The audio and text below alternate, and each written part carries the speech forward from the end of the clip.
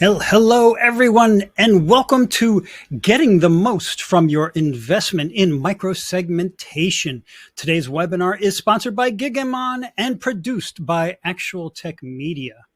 My name is Keith Ward. I'm with Actual Tech Media, and I'm delighted to be your moderator for today's event. Hope you all are doing great on this Friday and have some fun weekend stuff planned. If you do, let me know in the comments.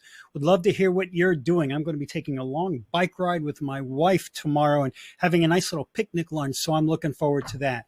So before we kick things off, I need to cover some housekeeping items. The first thing is that we want your questions. Just put them in the questions box in your webinar control panel. We're going to go over some of your top questions at the end of the presentation, so keep those questions coming throughout.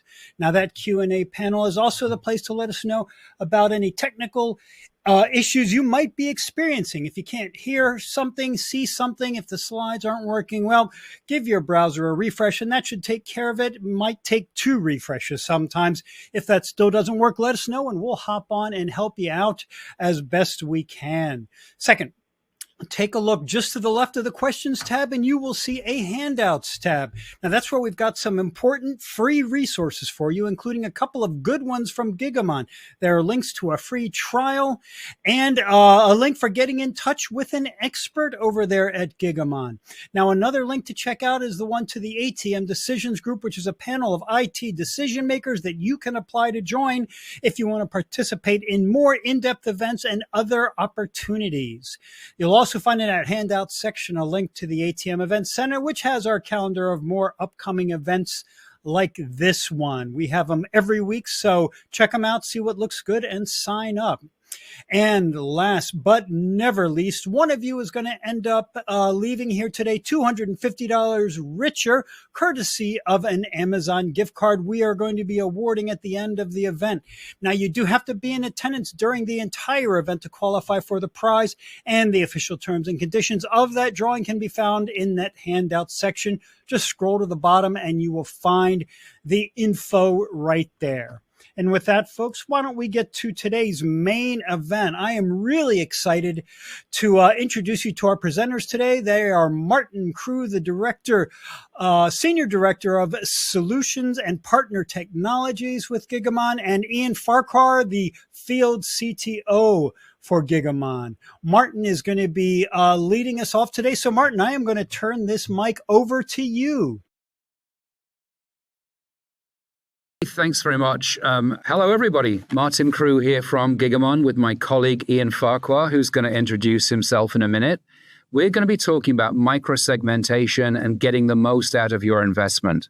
We know from talking to our customers, talking to people considering using Gigamon, and from analysts that microsegmentation is now one of the core strategies that people are using to build out a defense in-depth strategy. So what we're going to do today is share some of our experience with you about microsegmentation. So next slide, please, Ian. So the agenda we're going to follow is really straightforward. We're going to talk, first of all, about why organizations are and should consider adopting microsegmentation. Then we're going to break down the microsegmentation term because it's not a single thing. There are actually 3 major flavors of microsegmentation. We'll talk about those. Then we're going to focus on what does Gigamon do to make microsegmentation more effective and particularly more cost-effective. Then Ian's going to talk about some real-world examples where microsegmentation has been used alongside Gigamon to really optimize its efficiency. After that, we're going to take some questions from the audience, and then we're going to wrap up. So very, very straightforward agenda. So without more ado, I'd like to introduce Gigamon's Field Security CTO, Ian Farquhar, who's joining us from Australia. And Ian is going to run through the body of the presentation. Over to you, Ian. Thank you, Martyn. So, yes, today we're talking about microsegmentation. Microsegmentation is such an exciting and really getting a lot of exciting thing, getting really a lot of traction in the industry. It really moves us away from perimeter-based security, which, let's face it, we've been saying for 25 years. Because I can certainly remember 25 years ago discussions about what we used to call castle moat security. as, this is something we need to move away from. But what we did is we just changed its name and kept doing it. The majority of our controls are still deployed at the perimeter of our network, or rather the perimeters, because most of us have complex, difficult networks, and it's clearly not meeting our security objectives. What we want is controls throughout our network, controls deployed pervasively, defense in depth.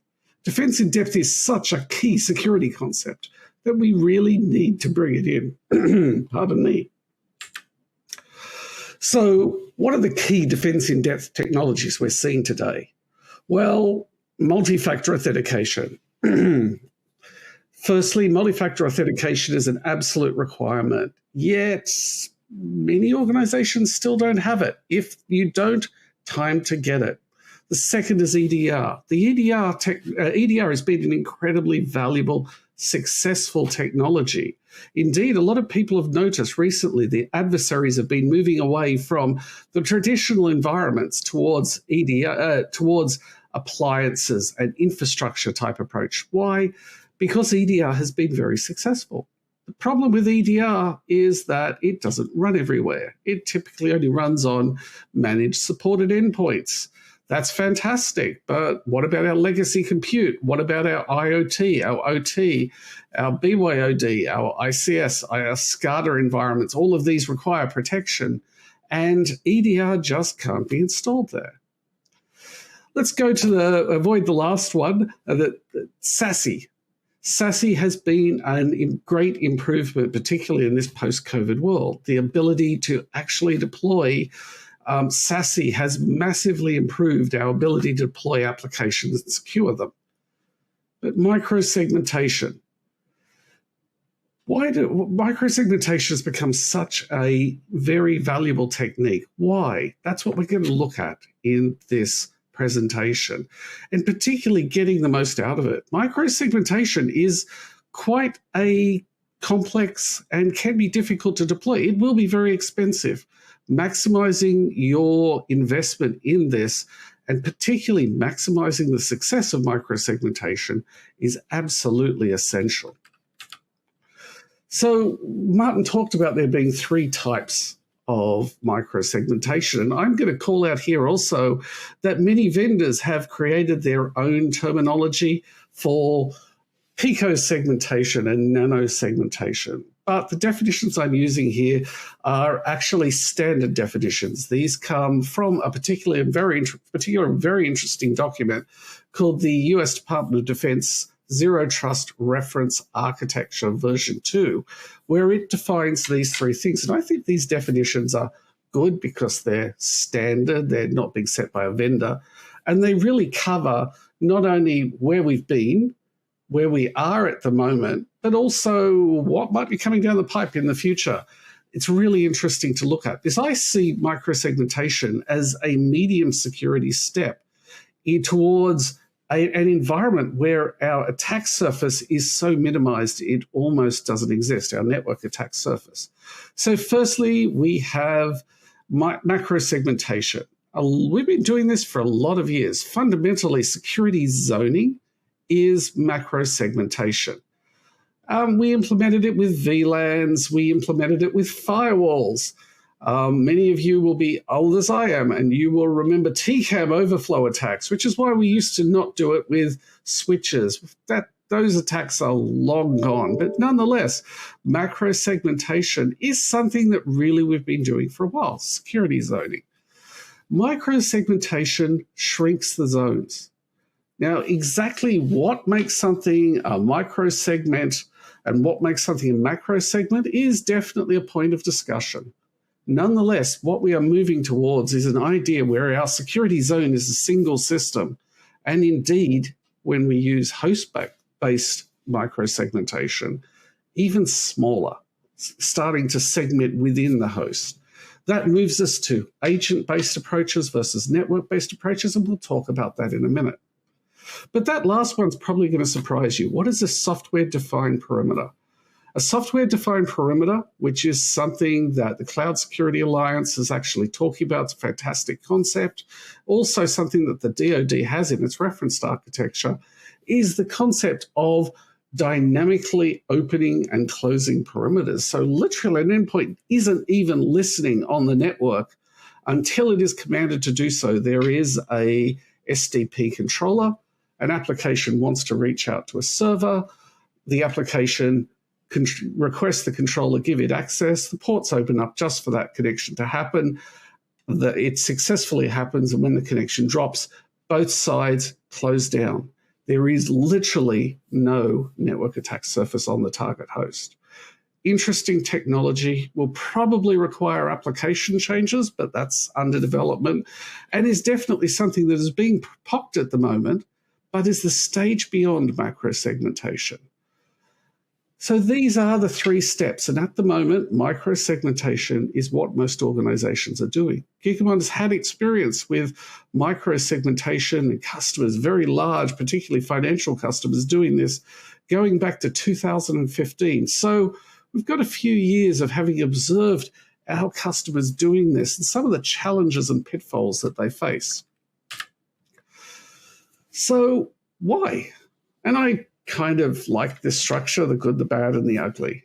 Let's talk about the good reasons, the bad reasons, and the really ugly reasons people are doing this. So the first, it sounds like a good idea. It actually really is. I mean, the idea of moving beyond these flat environments where an attacker moving laterally is just basically identifying your target and trying to connect to it, that's a really great concept. It makes logical sense. It's defendable. It helps contain the impact of the attack. There's a couple of ways of looking at it. What's the blast radius of an attacker? It actually makes that smaller. The other thing to look at is from the point of view of attack surface reduction. And a lot of the vendors in this space really like to talk about that. Yeah, it minimizes what an attacker can hit, and that makes lateral movement difficult. And that it's recommended by standards and best practices. I mean, there's a lot of standards, the DoD RA, CISA's Zero Trust Maturity Model. A lot of this stuff is zero trust. I could not find a zero trust standard that did not recommend as a control micro-segmentation in some form or another. Even PCI actually can be said to specify macro-segmentation. Cloud Security Alliance recommends it. It is required and, is best practice. The bad is that it, and this is really a thing we're going to deal with in a second, it doesn't prevent lateral movement. I'll find out why. And finally, the ugly. It takes months to set up. It is complex to manage. It can break things really, really hard. And fundamentally, a lot of people who do it overstate what it can actually do. I observed something in particularly security architects who focus on the endpoint. The ones that have done the really good job with EDR, by the way, they're very familiar with the endpoint. They're not familiar with the network. They're not familiar with not only the power, but also the complexity of the network, and they kind of want the network to go away. They see micro-segmentation is, okay, the network's done. Sorry, no, it isn't. And we'll explain why in this presentation. So what is lateral movement? Well, many of you will be familiar with the MITRE ATT&CK framework, and lateral movement is one of the techniques any attacker is going to use. I was involved in 2011 when I worked for RSA with the attack that happened on RSA. The attacker didn't break in where they wanted to be. They actually broke in on the other side of the planet. They had to laterally move through that network to exploit, to action their objectives, to exploit the organization.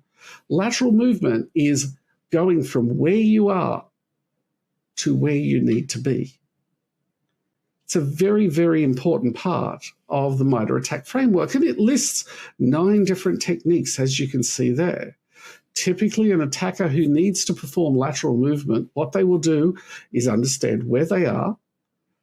They will try and do a discovery techniques to understand what they can do, what they have access to, what tools they need, and then they will move closer and closer and closer until they get to where they want to be, at which point they will exfil.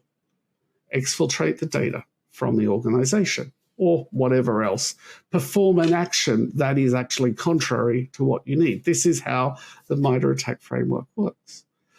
Microsegmentation definitely will make lateral movement harder.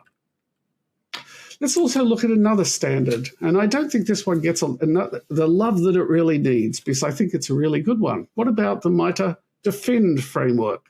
This is where we are trying to prevent attackers in there. Well, yes, it's in there too. Microsegmentation, although it's called broadcast domain isolation, problematic name, but that's exactly what we're doing. We're limiting the size of what a particular attacker can reach from where they land.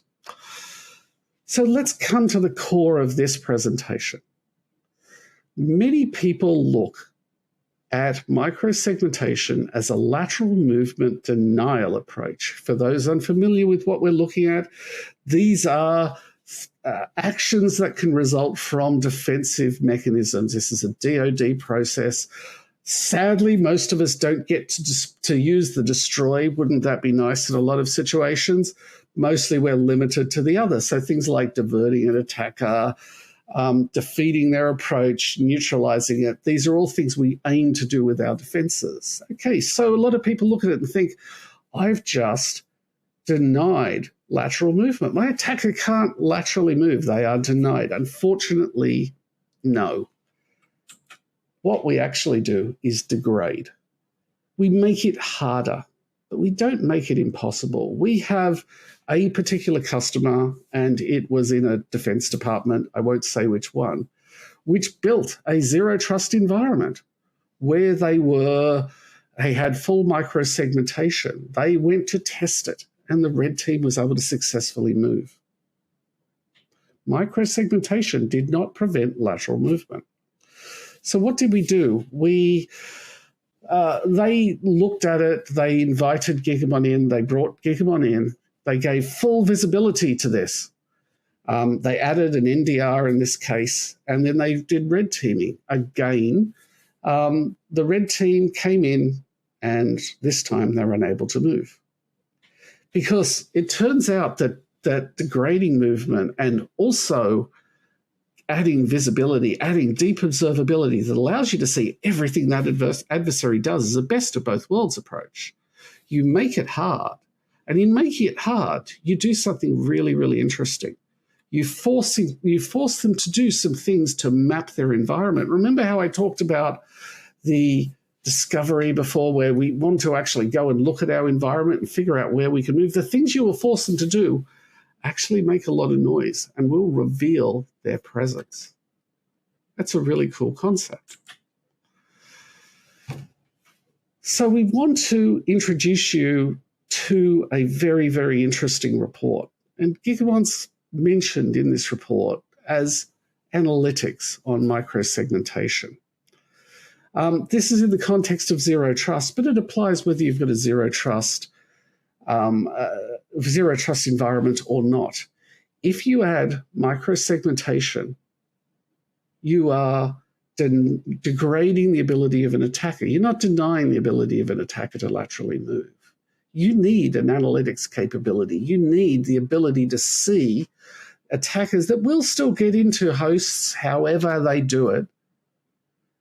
You need to see what they do. And that's why Forrester lists Gigamon as a key capability. The other thing Forrester notes is that it's not easy to get a microsegmentation project going. It's actually really difficult. In a previous report to this, they noticed that a lot of them fail. 11 out of 14 they quoted in a 2022 report, and they repeat it in this. It is not easy to get a microsegmentation project going without stalling. So let's just recap at this point. What is it? It's an important component of a defense in-depth security strategy. It's a middle maturity step, and it will powerfully degrade an attacker in your environment. It will force them into actions that will really give their presence away. They will stand out, but only if you've got visibility of the network. Only if you've got Gigamon Deep Observability. It's hard to laterally move. They'll be forced to do things that are very, very noisy, and you will see that noise. Now, there are actually two approaches to network segmentation. One is to do it at the network layer, and one is to do it at the endpoint itself.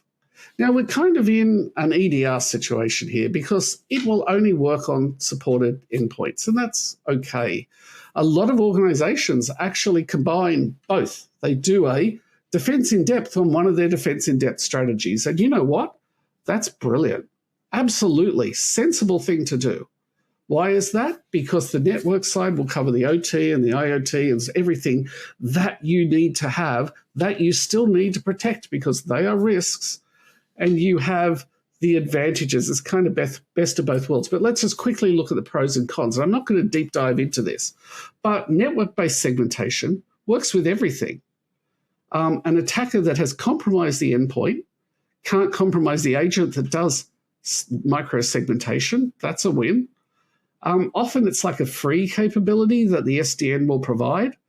And things called firmware, below the firmware and implant attacks, they're not going to work with this because it's done at the network. It's outside of their blast radius, but it's really hard to make it posture aware without a policy engine. You know, posture aware means who's logged in, what's the function of this, etc. It can have scalability issues. To explain this, usually in networks, you implement it in TCAMs. You can blow your TCAM budget really, really quickly on your edge switches if you do this. Doesn't protect the endpoint away from the enterprise LAN and can be really hard to plan. One of the things that has been pointed out in several reports, and we saw it ourselves with our customers, microsegmentation's ability to break things is second to none, particularly network connections that are business critical and happen very infrequently, like at financial end-of-year processing, when your finance system might do something that it does once and it never does it again till the next year. Microsegmentation has the ability to break things. What about agent-based segmentation? Well, that's really cool because you can actually have identity-aware microsegmentation. That's usually what vendors mean when they make those new nano segmentation or pico segmentation names up. It can have different segmentation plans on the basis of the application. It works off the enterprise LAN. It can provide some limited visibility from the endpoint. They use that for planning, but not great. And they're all really good things. But the cons, yeah, it's another agent. Yeah, it requires a supported endpoint. It runs inside the blast radius. So if you have something like a BYOVD, bring your own vulnerable driver attack, that will give the attacker admin privs. Their ability to turn off the agent is going to exceed any tamper-resistant capabilities the vendor may have put in. And if your attack is running on, say, the microprocessor in the NIC, an implant attack, it's not going to help you. So it's almost like they're mirror images of each other. And that's why I said some organizations are doing both. And that's a valid thing to do. One of the things we do observe is macro segmentation at the network level and micro segmentation at the endpoint level as kind of an easier first step. Whoops, back again. There are 4 phases to a micro segmentation journey. They are plan, deploy, aka debug, optimize, and secure. I want to talk to you about each of these phases and then talk to you about why, for each of them, deep observability, as provided by Gigamon, is so essential to your deployment. So let's start with plan.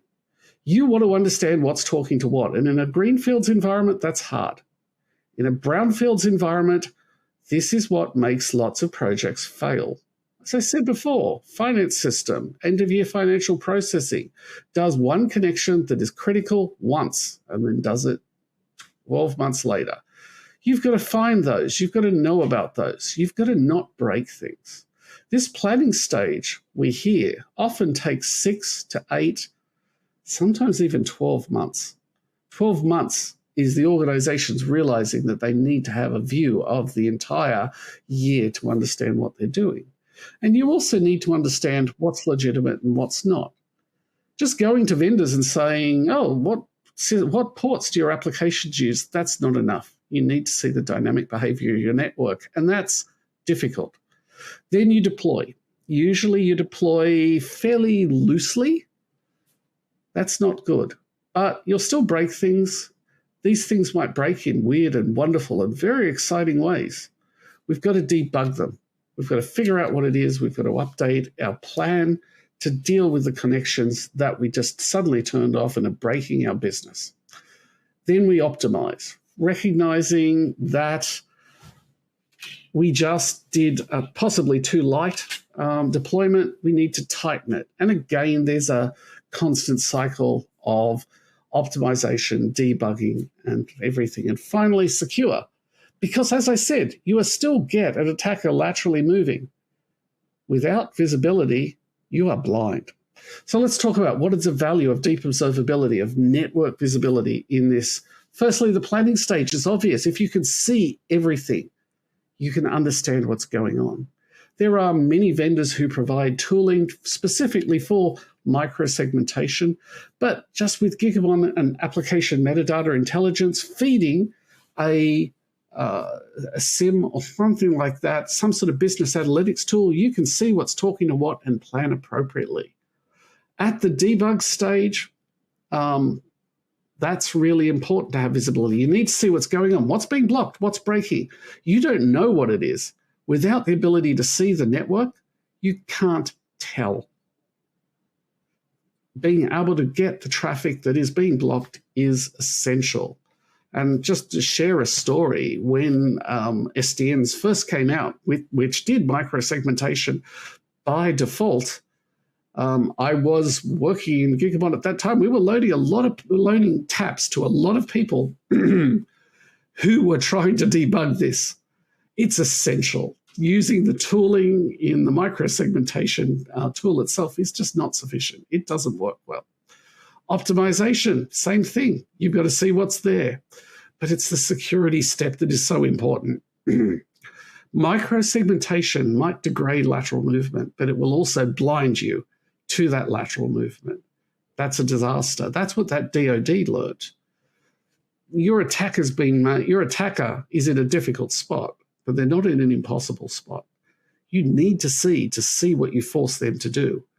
Visibility plus microsegmentation is kind of like the best of both worlds. It's really incredible.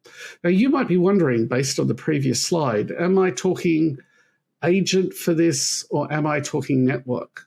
And the answer is actually both. There are even some characteristics of either approach that you might need to look at and understand. For example, if you have agent-based microsegmentation, you still need network visibility. And the reason for this is, let's just say you are looking at the network and an attacker has gotten onto one of your endpoints, an endpoint that runs an agent, but they've turned it off. Suddenly that endpoint is reaching out to a whole bunch of systems that it has no normal right to see. That's how you detect that that agent has been disabled or degraded or turned off somehow. Visibility is so essential. So just for more information, and I want to just end this on a high note. We've got so much information for you here. We have the latest Forrester report. You will be able to get access to this. It's a great report. David Holmes has done a fantastic job of the team at Forrester in looking into this. He's one of the people really focusing on this really well and very effectively. His work is incredible. You could also get in touch with an expert. Please contact us. We will be brought in and look at what your plans are and advise you on how best to add the visibility that you so need to the microsegmentation environment that you are deploying or planning to deploy. And finally, we also have a free trial version. Please go to that link. We can give you the value of deep observability, show you how useful it will be to securing your environment today. Wrapping it up.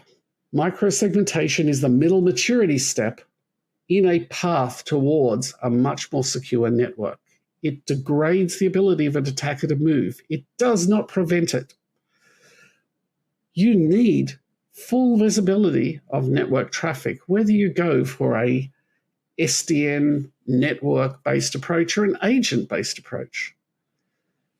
If the agent is disabled, the fact that that endpoint is reaching out everywhere will be very visible. Your NDR will spot it. Even a basic IDS, 30-year-old technology, will spot an intruder on that endpoint because they'll run an Nmap scan. They'll scan it. It will go off like a Christmas tree. It's really important that you can see. Never, ever in security allow yourself to be blinded. I have this analogy that I occasionally use, and it's really apt. It just applies to microsegmentation and applies to everything. Which army in the world would ever send its soldiers into battle wearing a blindfold? Visibility in security is everything because you can't defend if you can't see.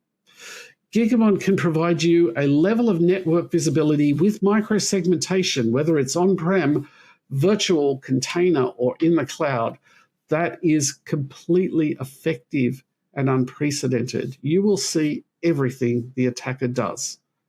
Microsegmentation plus Gigamon is the best of both worlds. And with that, let's go to the Q&A. So one of the questions we've had is from someone who identifies themselves as being from a government agency, and they point out that microsegmentation is actually stipulated in M2209. So their question is, how can Gigamon help agencies implement microsegmentation and gain compliance?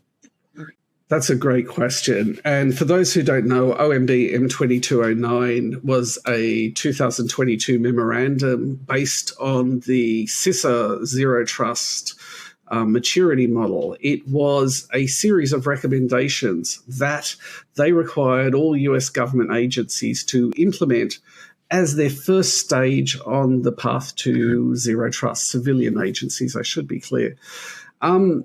It was microsegmentation was one of their leads and a great approach too. But the answer to that is very much what we've covered in this segment. Don't blind yourself to the environment. Don't blind yourself to an attacker movement. Don't put the blindfold on. Do microsegmentation absolutely in whatever way makes sense, be that agent, be that network, or both together. But make sure it is visible. Make sure that you can actually see everything. Best of both worlds approach. What's the next question? Okay. This one, it sounds like it's from a hardcore skeptic, Ian, so I'm sure you'll enjoy this. The question is, this sounds like it could be really complicated and time-consuming. Is microsegmentation really worth it? It is complicated. It is time-consuming. But my argument is actually yes. The way it will frustrate an attacker, the way it will make it difficult for them to work, to laterally move, to map their environment, and the things you're going to force them to do that reveal their presence is quite extraordinary. You are going to force them to use tooling, living off the land attacks, maybe Nmap if they break into a Linux system. You're going to force them to bring in scanning tooling that could set off your network controls that identify a movement of an unexpected binary. All of these sorts of things, opportunities for the attacker to slip up and reveal their presence. There are very few technologies that are this effective at forcing them into very, very noisy activities. So yes, it is. But yeah, it's difficult. Lots of security is difficult, but it's worth it. And that's why most organizations have a microsegmentation plan. That's why most standards actually require this. It works, just not for the reason most organizations might be thinking it does. Yeah, and back to that stat, I think we opened with that 80% of the companies that we've spoken with are using microsegmentation as part of a strategy. So as Ian says, security is often time-consuming and difficult, but definitely worth the effort. So let's go to the last question. We've been looking at microsegmentation, talked to other organizations, and they say it can force network and switch upgrades. Can Gigamon do anything to alleviate this? Absolutely. There's a bunch of approaches you can use there. You can, for example, with Gigamon, have maybe a lighter implementation of microsegmentation than you would otherwise do. It removes the criticality on being incredibly tight. So being a bit looser with visibility achieves the results and is so much easier to implement. Just to go into a little bit more detail, the fundamental problem is as the number of rules increase in a network environment, the number of TCAMs, basically little processing elements, essentially little content addressable memories that switches use to work, get consumed. The more rules you add, the more of these resources are consumed. By having a slightly lighter, less TCAM using map and visibility, you get kind of the same result. You force the attacker into problematic behaviors, but without using so many, without really screwing your switches down. I love the idea that we are moving away from traditional switching architectures and looking at new switching architectures like DPU switches. But, you know, fundamentally, a DPU switch is what Gigamon's been building since 2012.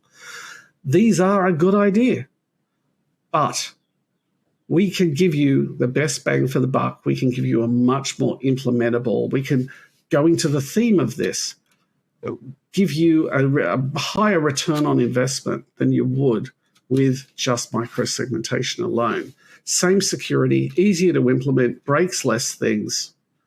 Visibility is the key. Deep observability into a microsegmented environment is essential. Well, that seems like a great summary. So, Ian, thank you very much for sharing your expertise with everybody today. And Keith, back to you.